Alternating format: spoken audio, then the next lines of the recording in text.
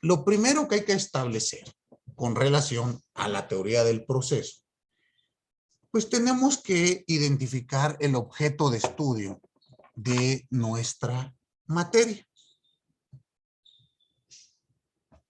Ustedes se imaginarán, ¿no? Bueno, maestro, pues la materia se llama teoría del proceso, pues lo más seguro es que analicemos una teoría de algo que se llama proceso. Para esto es necesario establecer los puntos comunes de nuestra materia. Es decir, cuál va a ser su objeto de estudio. En primer lugar, hay que hacer un breve recorrido en el plano de lo histórico de nuestra asignatura.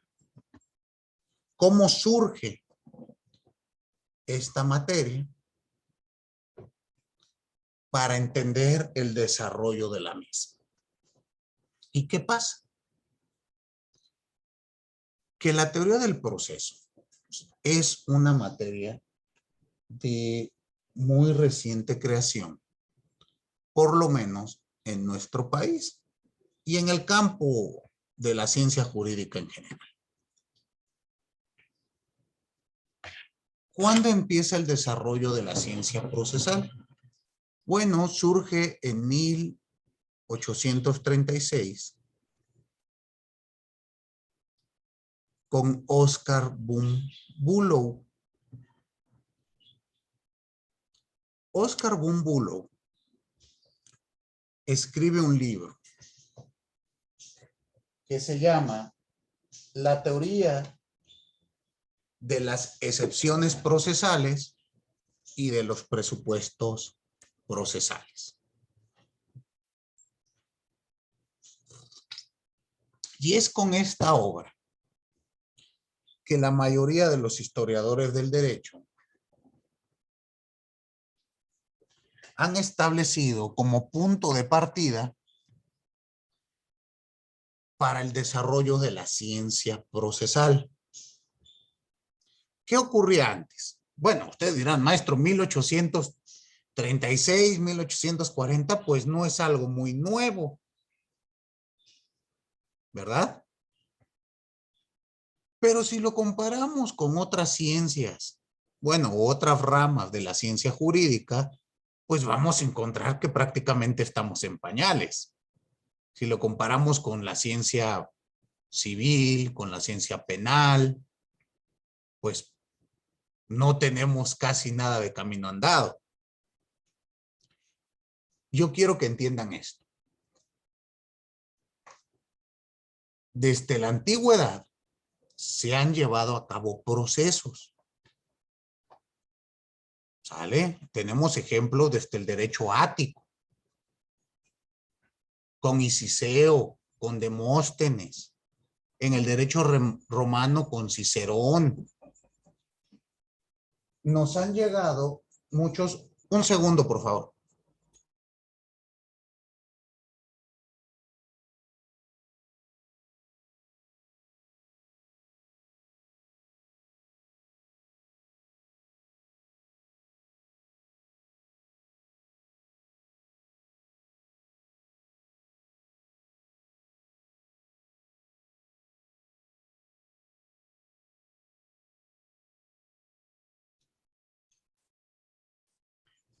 Perdón, que mis hijos trajeron un gatito, un cachorro, y volteo y veo que está mordiendo el cable de fibra óptica el bendito animal y entonces ya se imaginarán, ¿no? El problemón. Pero bueno, creo que ya se ha solucionado un ataque contra nuestra clase. Decía yo, en el derecho de la antigüedad, en el derecho griego, en el derecho ático, nos han llegado hasta el día de hoy ejemplos de desarrollos procesales. Yo no estoy diciendo que el proceso... No te preocupes, Valeria, sin problema alguno.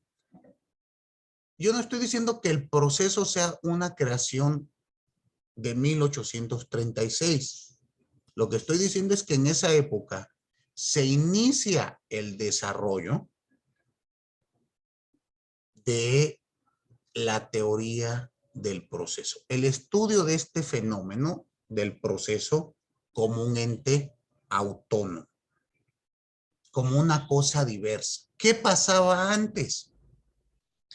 Al proceso se le estudiaba de manera conjunta con sus ramas que fueron denominadas sustantivas.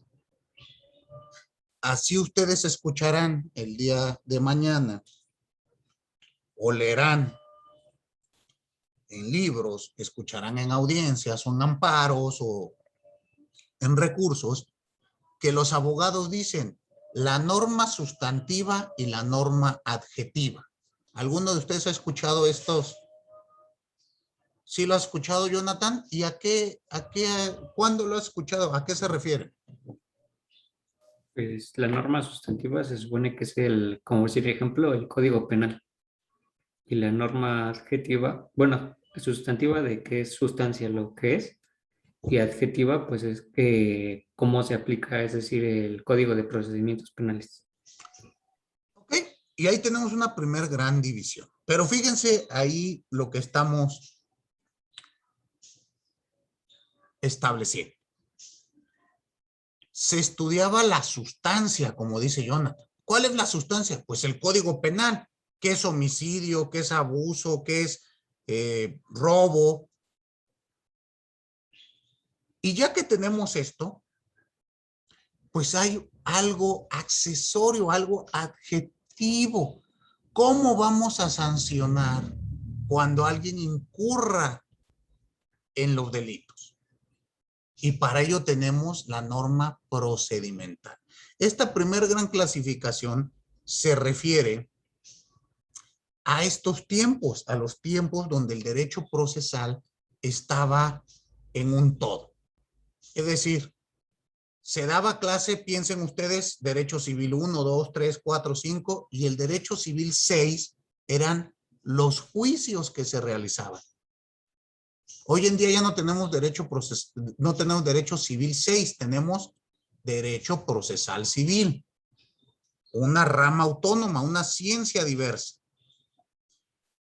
Pues esta forma de ver el proceso entre sustantivo y adjetivo, reitero, todavía se sigue ampliando el término, a mí ya no me parece adecuado. ¿Por qué? Piensen ustedes lo siguiente. En un enunciado, ¿sale? Juan corre por el parque. ¿Cuál es el sustantivo de ese enunciado?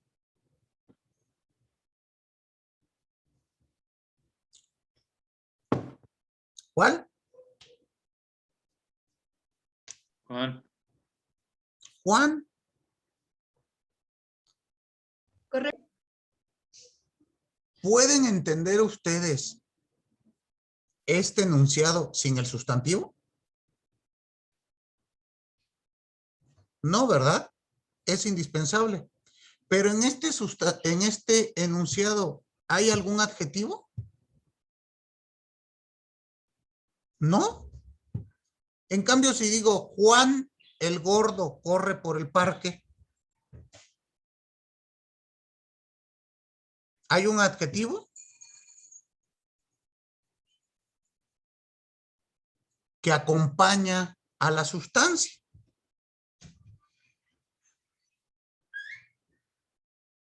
Pero si quito el adjetivo del enunciado, todavía se entiende sin problema. Si quito el sustantivo, no se entiende el enunciado. Esta clasificación que nos dan en el sentido de que la norma sustantiva y la norma adjetiva, pues nos da a entender que lo que importa es la sustancia, lo adjetivo está ahí.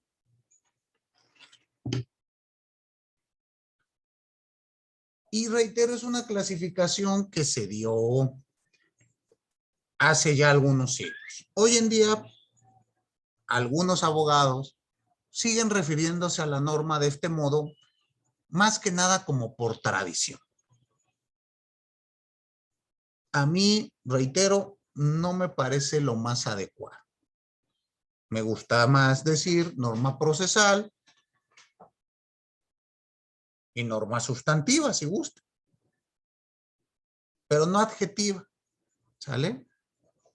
Y ya veremos que hay derechos sustantivos en la norma procesal.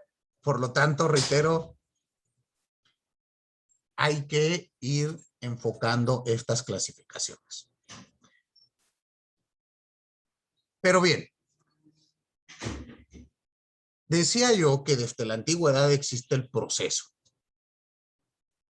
pero su desarrollo, ya como una ciencia autónoma, llegó en 1836.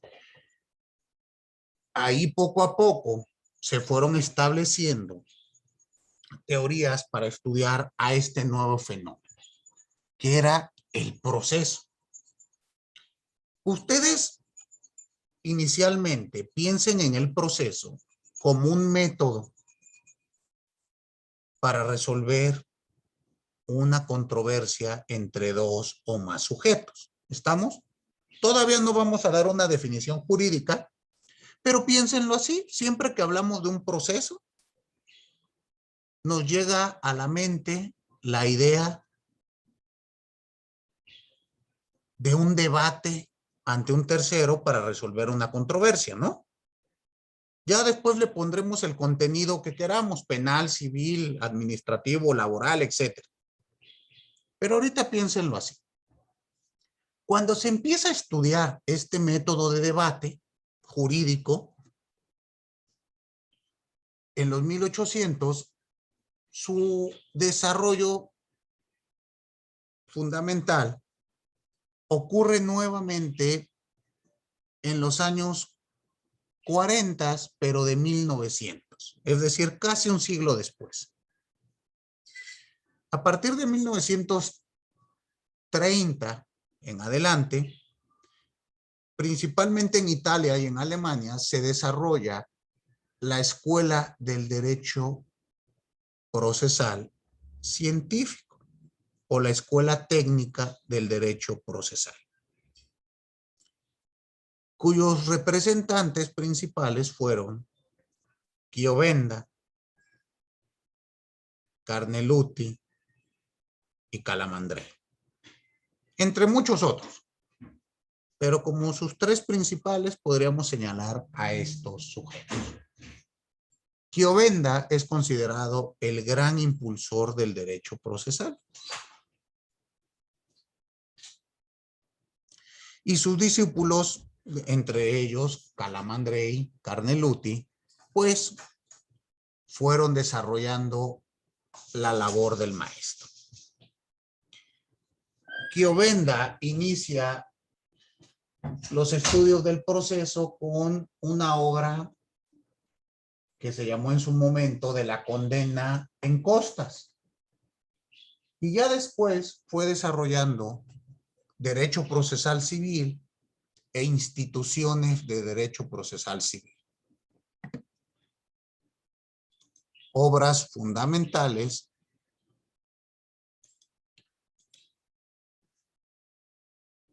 para el desarrollo de la ciencia procesal. Pero fíjense qué ocurrió. Carneluti nos platica en su libro Cuestiones sobre Derecho Procesal Penal que dice él, azares del destino, por coincidencia, los autores que escribieron tratados en esa época fueron autores que se dedicaban al derecho civil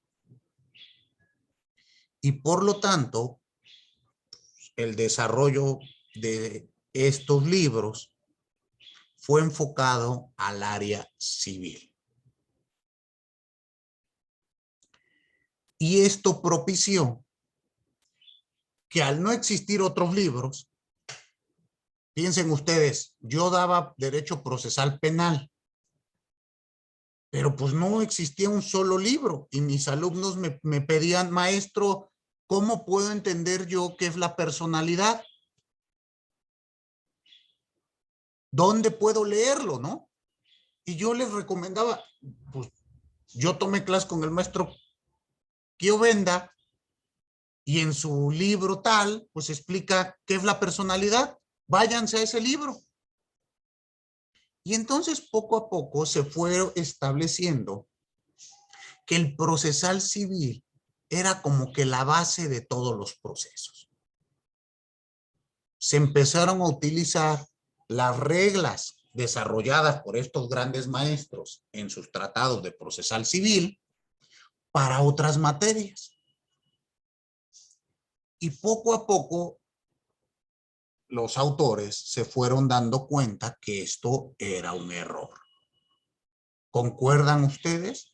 No es lo mismo analizar un proceso civil que un proceso penal, o un proceso administrativo, o un proceso laboral. ¿Y qué ocurre? Para 1940, en Sudamérica, también se estaba desarrollando la ciencia procesal, con grandes autores, entre ellos Hugo Alsina, uno de los máximos representantes del derecho procesal argentino y me atrevo a decir del continente americano. En los congresos que se realizaron en Sudamérica para estos tiempos, se propuso la necesidad de tener una teoría general del proceso.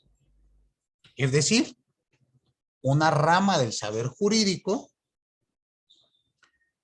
que se encargara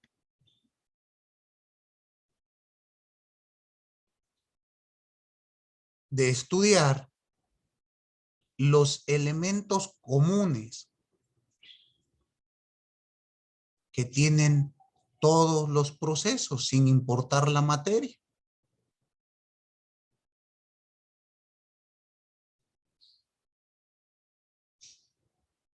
Y fue así que de este Congreso Sudamericano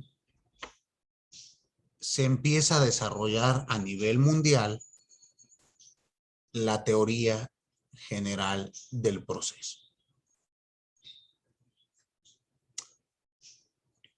Esta ciencia se siguió desarrollando y se sigue desarrollando hasta nuestros días.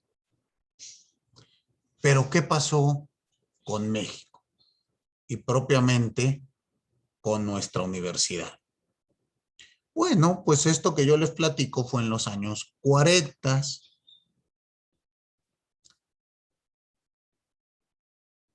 Quedó en un congreso, se empezó a desarrollar a nivel doctrinario, pero en los planes de estudios universitarios, esto tardó en verse reflejado.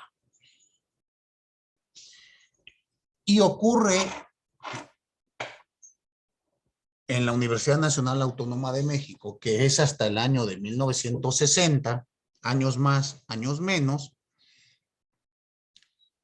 que se establece por primera vez la materia de teoría general del proceso en el plan de estudios de la licenciatura.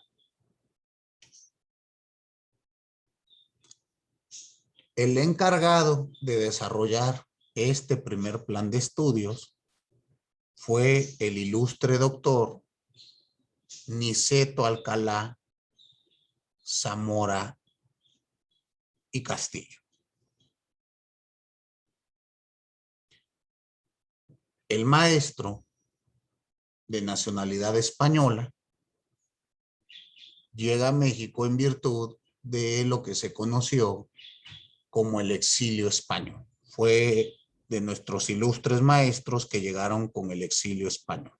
¿Alguno de ustedes sabe a qué me refiero cuando hablo de este momento histórico? ¿A qué me refiero, Cristian Alejandro?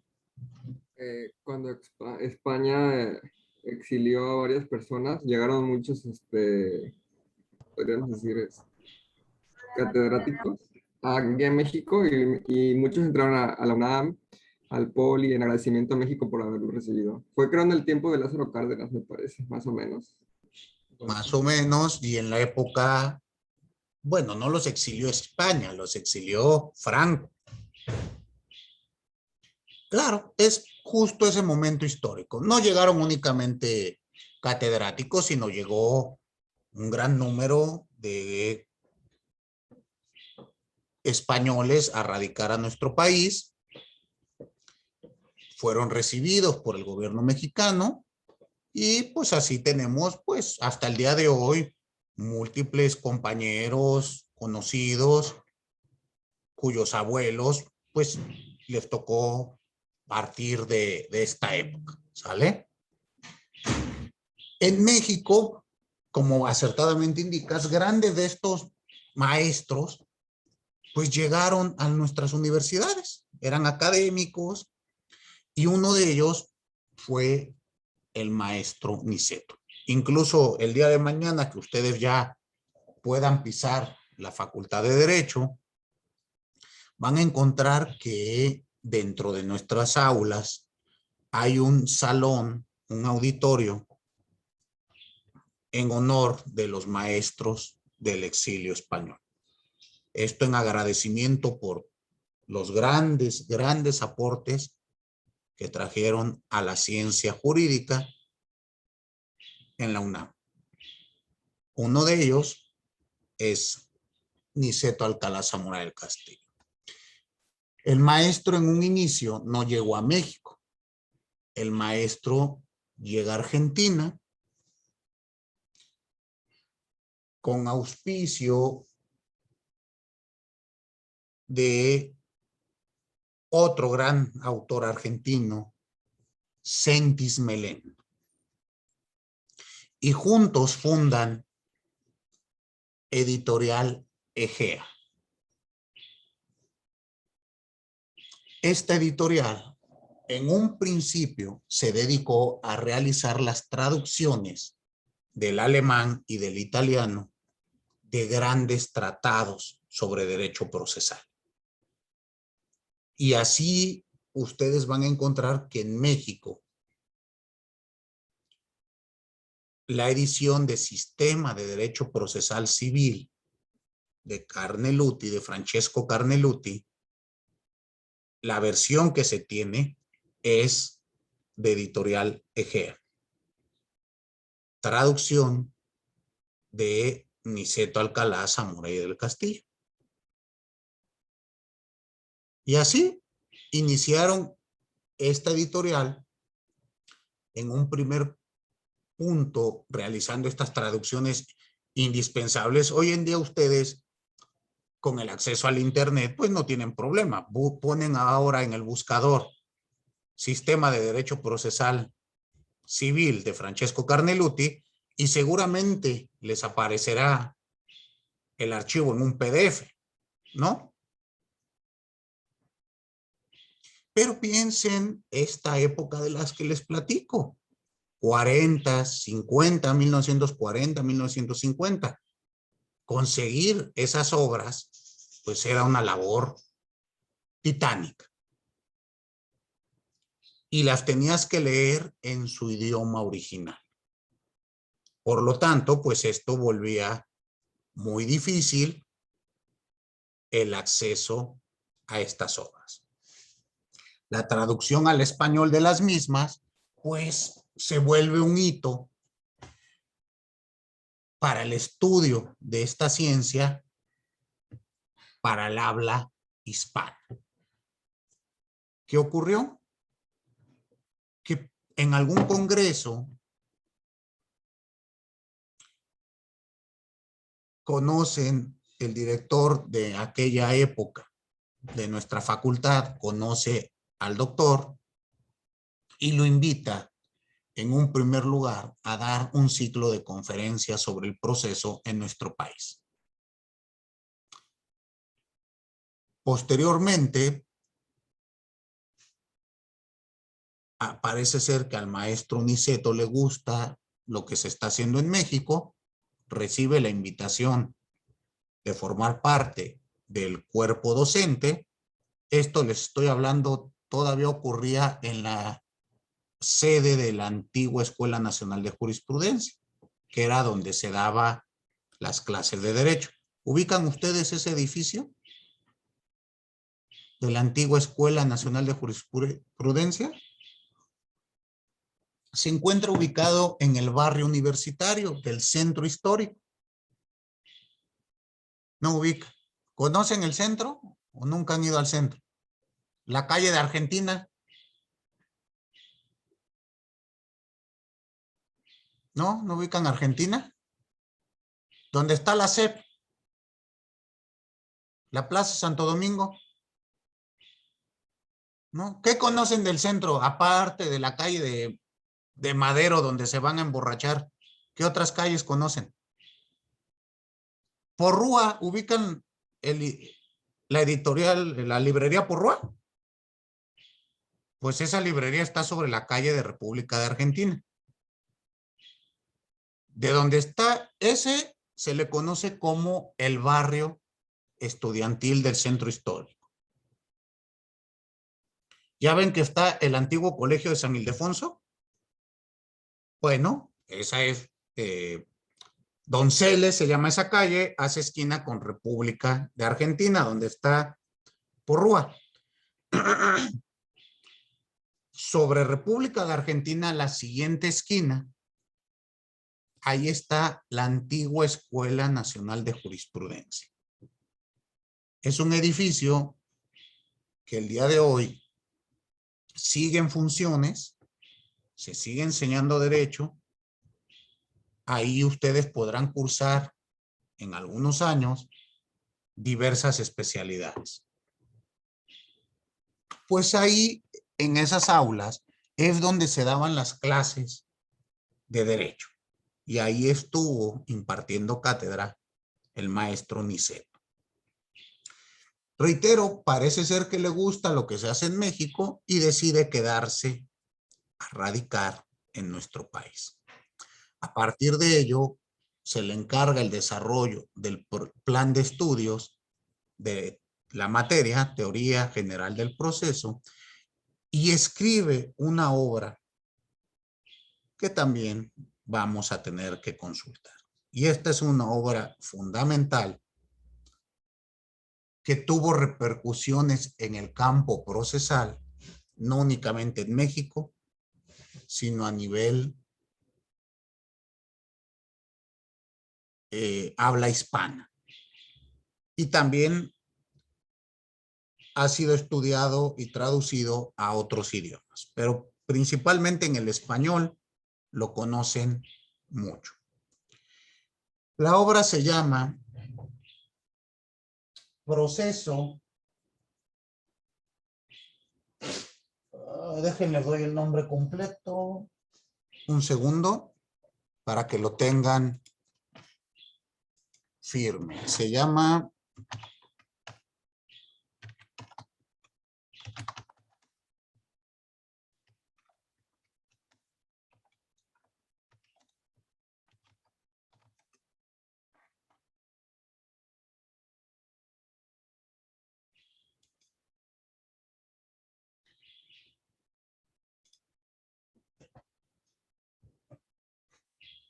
llama el libro Proceso, Autocomposición y Autodefensa. Es de editorial UNAM del año 1947.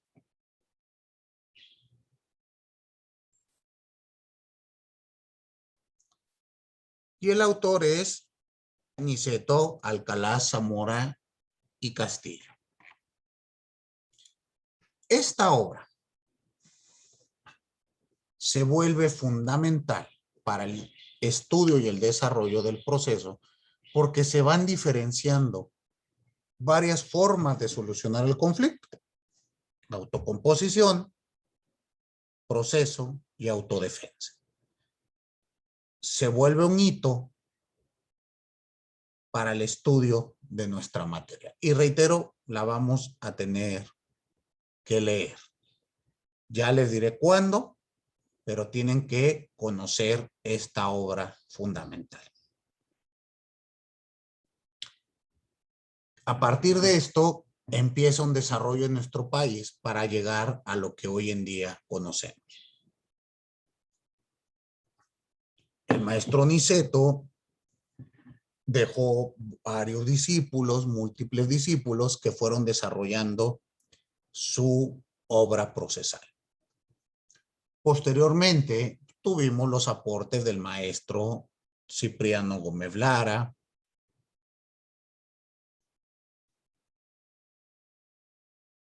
Ovalle Favela,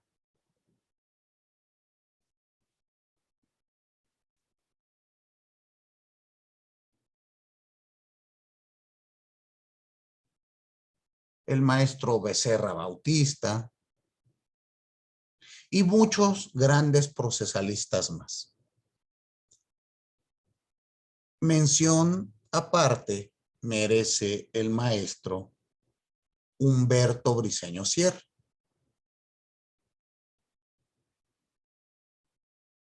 Humberto Briceño Sierra también es un gran procesalista mexicano con una vasta producción en el tema y que es considerado por doctrina extranjera como el autor de la única teoría del proceso 100% mexicana.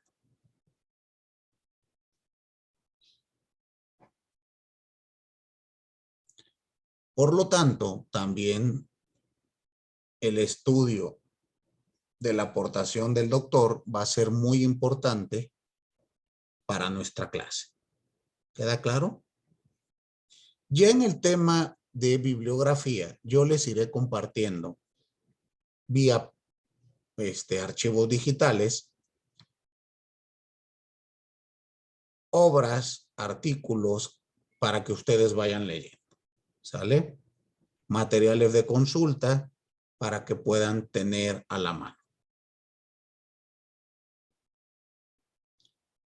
Si hay necesidad, no hay un libro base para mi clase, porque a veces me lo preguntan, no tengo yo un solo libro para el desarrollo de nuestra clase, sino que voy utilizando diversos libros para cada tema en específico.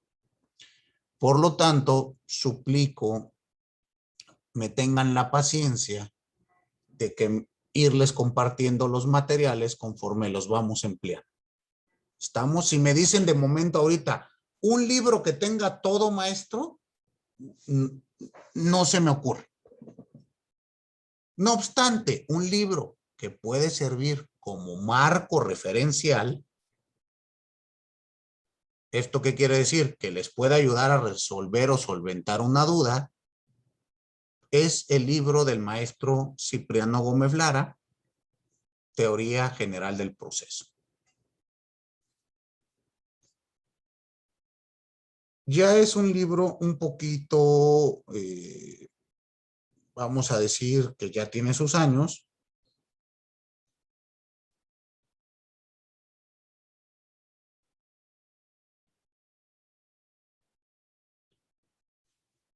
Pero les va a servir bastante.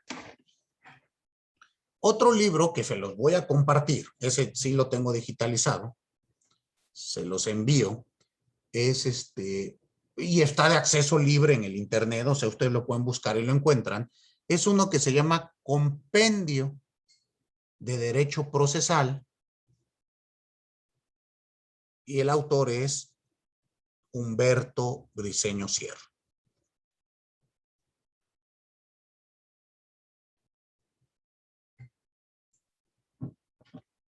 Pero igual, ya es un libro, pues, que tiene unos 40 años que se hizo.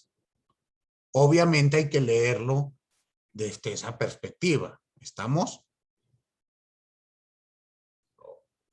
Sigue el desarrollo del proceso y bueno, ahí tomamos conceptos generales pero no los tomamos a pie juntillas. ¿Sí queda claro? Otro libro que les puede servir ya más moderno, y reitero, nada más son referenciales, ningún libro de estos es obligatorio que lo compren, nada. Creo yo que los pueden conseguir todos de acceso gratuito. Y si no, ustedes saben que tienen acceso a la biblioteca virtual de nuestra facultad. Si lo saben. Entonces, algunos de estos creo que también están de libre acceso. Otro que les recomiendo es el Tratado Sistemático de la Teoría del Proceso. El autor es Elías Polanco Braga. ¿Conoces el libro, Diego? Sí, sí lo conozco. Me lo recomendaron también. Ok, entonces pueden, ese es en Editorial Porrúa, es un libro, perdón, este último es un libro, bueno, que ya se escribió hace 2 o 3 años, está mucho más moderno, mucho más actualizado y les puede servir. Pero nuevamente, solamente son marcos referenciales. No hay un solo libro que nos desarrolle todo nuestro temario. Muy bien. Entonces, ahí lo pueden tener. No obstante ello, yo les iré compartiendo lecturas conforme las vamos a ir utilizando. Por eso es muy importante el tema de nuestro chat. Perfecto. De todo lo que he dicho hasta aquí, ¿hay alguna duda? Muy bien. Entonces, vayamos a nuestro siguiente tema. Ya he explicado el breve desarrollo de nuestra materia. Es necesario ahora llegar a el siguiente punto. ¿El siguiente punto cuál es? Analizar la idea del proceso. ¿Qué es el proceso? Vamos a definir esta institución. Pero para ello, ¿querías intervenir, Kevin? No, profesor, perdón. Ah, no. Es que me equivoqué de botón para prender la cámara. No, no te preocupes, no. Pensé que querías intervenir. Decía yo, antes que nada, es necesario definir qué vamos a estudiar. Y esto es muy importante. Un autor, Perelman, en su libro Tratado sobre la Argumentación, nos establece que es indispensable, antes de analizar o de iniciar cualquier conversación, realizar lo que se conoce como acuerdo previo. Es decir, el acuerdo entre quien emite el mensaje y su auditorio. ¿Para qué? Para evitar malos entendidos. Piensen ustedes lo siguiente. Si la señorita Liliana Paola me dijera, oiga maestro, yo quiero saber cuántos libros tiene ahí en este librero. Yo le diría, uy, no, pues la verdad no los he contado, no tengo idea. Vamos a contarlos, ¿sale? Y la señorita Liliana empieza contando de derecha a izquierda y yo cuento de izquierda a derecha, ¿sale? Ella cuenta, yo cuento, nos encontramos a la mitad y cada quien termina. Ya hecho este análisis, este conteo, me dice Liliana, maestro, usted tiene 200 libros. Y yo le voy a decir, Liliana, pero pues yo creo que tengo 250 libros. ¿Qué creen ustedes que haya pasado?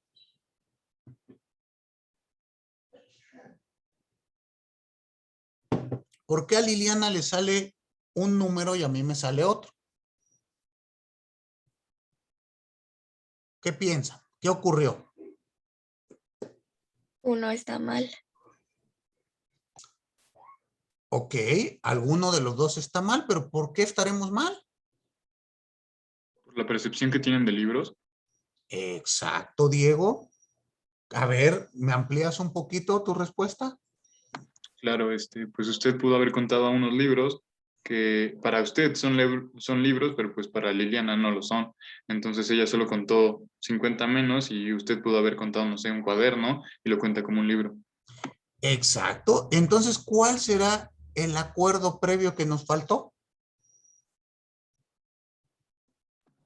Establecer cuáles eran. Mándeme. Establecer cuáles eran libros. Establecer el concepto libro. A ver, Liliana, ¿a qué te refieres? Ah, no, maestro, es que yo nada más quiero saber qué libro de derecho tiene. ¿Estamos? Porque pude haber contado yo mis novelas, no sé, Crimen y Castigo, y a lo mejor ella pues no le interesa Crimen y Castigo. O yo nada más quiero saber cuántos libros de derecho procesal civil tiene usted. Y como bien dice Diego, pues no es que Liliana esté bien o esté mal, o que yo esté bien o esté mal. Lo que faltó fue el acuerdo previo. Definir qué es un libro y a qué tipo de libros nos referimos para poder contar lo mismo. Si hacemos el acuerdo previo, lo más probable es que al terminar el conteo tengamos números iguales. Y por eso se establece la ciencia jurídica en su vertiente de teoría del proceso. ¿Cuál es la finalidad? Construir consensos para entender el fenómeno procesal. Por lo tanto, nuestra primera unidad va a estar enfocada a establecer los conceptos fundamentales del proceso para poder definirlos y no confundirlos. Y así, en nuestras clases que siguen, se va a definir qué es conflicto, qué es controversia, qué es instancia, procedimiento, proceso y juicio. Esto es indispensable porque estos conceptos que acabo de dar normalmente, bueno, ocasionalmente son utilizados como sinónimos. Y esto puede ocasionar problemas. ¿Estamos? Nosotros debemos de tener en mente desde este momento que ninguno de ellos son sinónimos. Cada uno tiene un contenido distinto y cada uno se refiere a algo, a un objeto diverso. Muy bien. Entonces, con lo primero que vamos a trabajar es con la idea del conflicto. Hablaremos de la figura del conflicto intersubjetivo de intereses. Para entender esta figura es necesario en un primer término analizar esto que es el interés. Y vamos a decir que el interés, bueno, interés hay diversos tipos de interés. Interés simple, interés jurídico y interés legítimo. En este primer momento me estoy refiriendo a un interés simple. Muy bien. Un interés simple, vamos a entenderlo como el objetivo que tengo para adquirir un satisfactor. Piensen ustedes lo siguiente. Nosotros como ente biológico, como ente humano, tenemos múltiples necesidades, ¿están de acuerdo? Necesidades biológicas, fisiológicas, afectivas, psicológicas, monetarias, varias. Y para cubrir nuestras necesidades, buscamos satisfactores.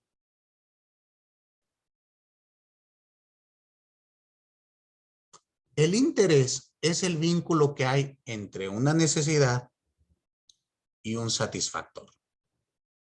Permítanme ponerles un diagrama. Díganme si se comparte mi pizarra, por favor. ¿Sí se comparte? Sí. Muy bien. Profesor. Piensen ustedes lo siguiente. Ayúdenme copiando este esquema que les estoy poniendo.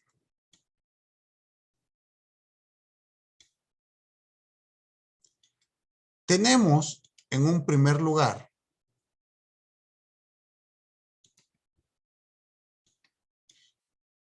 simbolizado con este círculo rojo nuestras necesidades. ¿Estamos?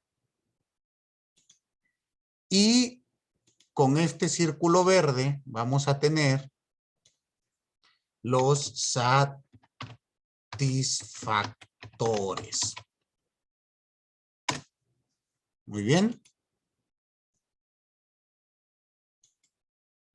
El interés va a ser el vínculo que puede existir entre la necesidad y el satisfactor.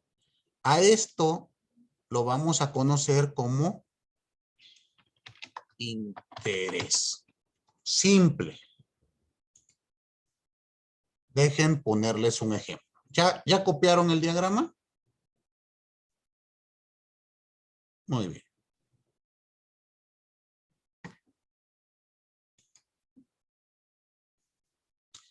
Piensen ustedes lo siguiente.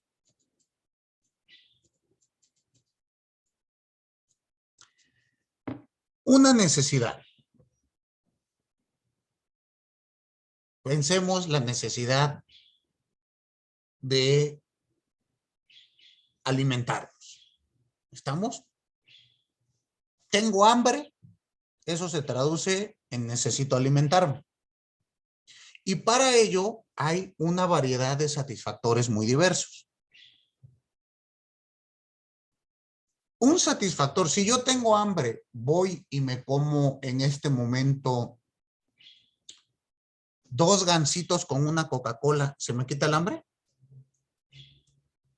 ¿No se me quita el hambre? ¿Nunca lo han hecho?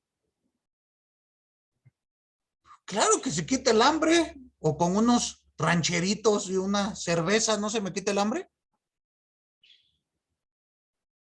Bueno, unos abritones. ¿No? ¿O sí?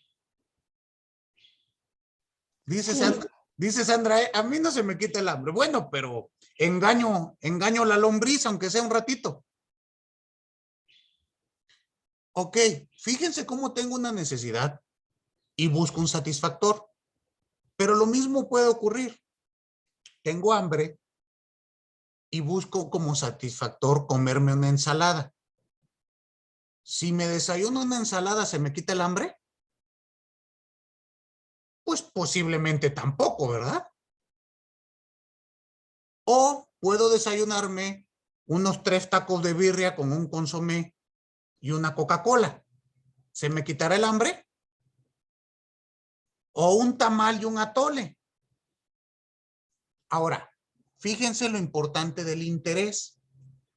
El interés es ese vínculo entre mi necesidad y mi satisfactor.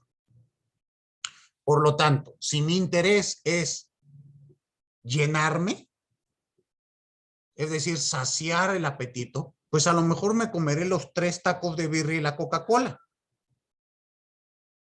Si mi interés es nutrirme y a lo mejor bajar de peso, pues desayunaré la ensalada. Si mi interés es tener algo en el estómago que me llene y no me dé hambre, a lo mejor hasta las 2, 3 de la tarde, pues una torta de tamal con un atole cumplirá esa función. Pero ¿se dan cuenta cómo es el interés el que hace que cambie la elección de mi satisfactor? Entonces, eso es el interés. La elección que hago del satisfactor para cubrir mi necesidad. Y esto da origen al conflicto intersubjetivo de intereses. ¿Qué va a ser esto? ¿Cómo vamos a entender esta figura? Vamos a decir que un conflicto intersubjetivo de intereses es la coexistencia de una pretensión y de una resistencia acerca de un mismo bien en el plano de la realidad social.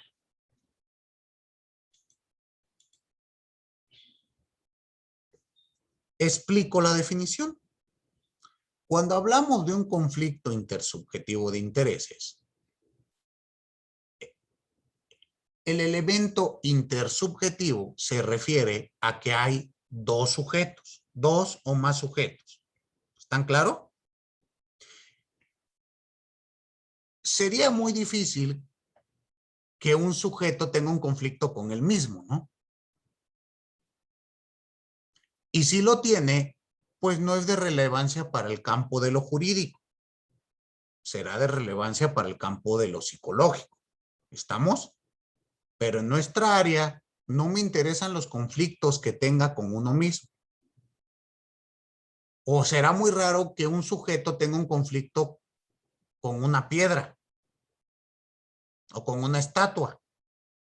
Tampoco me interesa ese tipo de conflictos. A mí me interesan los conflictos que pueda tener Jonathan con Carlos, que son dos sujetos de derecho. ¿Cuáles serán los sujetos entonces que me interesan en conflicto? Una persona física contra otra persona física. Una persona legal contra una persona física. Una persona legal contra otra persona legal. ¿Queda claro?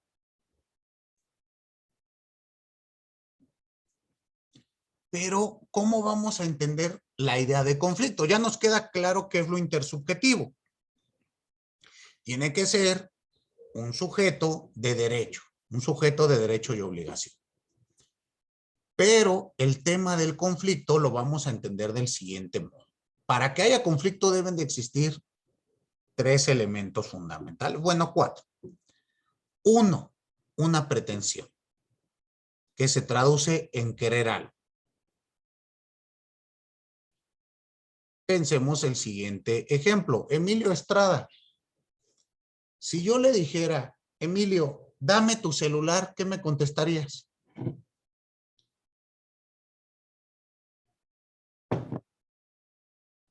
¿Que no? ¿O que para qué?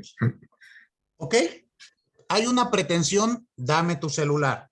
¿Sí la identifican? Y Emilio opone una resistencia. No te doy mi celular. Tenemos un choque. Pretensión con resistencia respecto de un mismo objeto entre dos sujetos. ¿Sí ven los elementos? Caso contrario, si yo te digo, Emilio, dame tu celular, y Emilio me contesta, sí te lo doy. ¿Hay un choque entre una resistencia y una pretensión?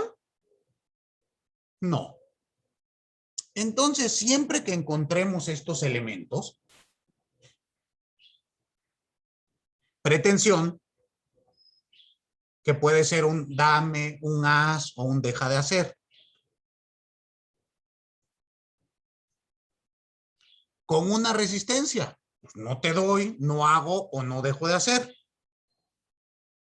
Respecto de un mismo objeto en este plano de la realidad social con relevancia jurídica, estaremos en presencia de un conflicto intersubjetivo de intereses. ¿Queda claro?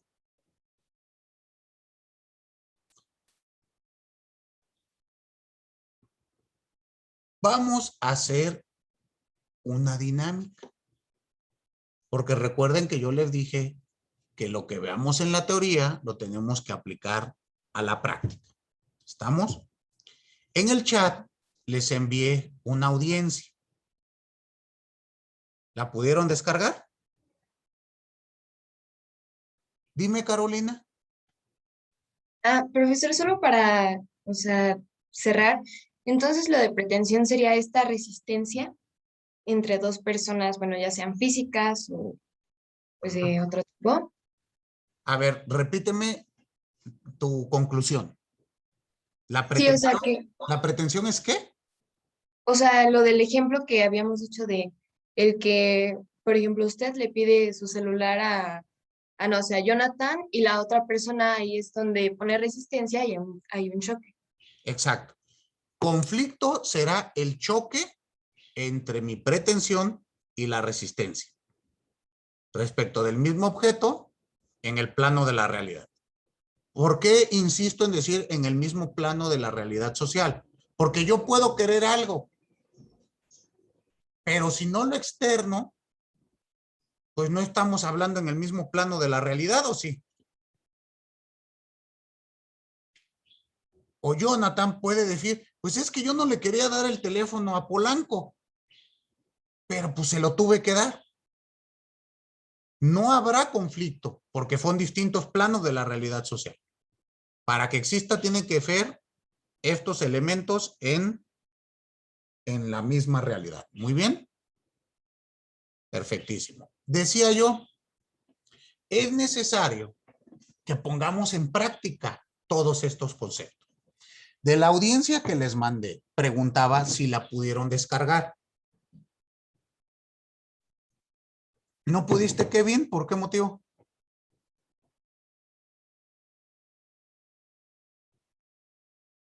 No, sí, profesor, pero ahorita no los he visto, no he podido. Es que por las otras materias, pero es más bien. Claro, claro. Bueno, una cosa es contesten lo que yo les pregunto. Yo sé que como abogados están acostumbrados a contestar lo que se les ocurre. Si yo pregunto, ¿pudieron descargar? Me refiero a que si el archivo viene bien, si no tuvieron ningún problema con las contraseñas y el vínculo.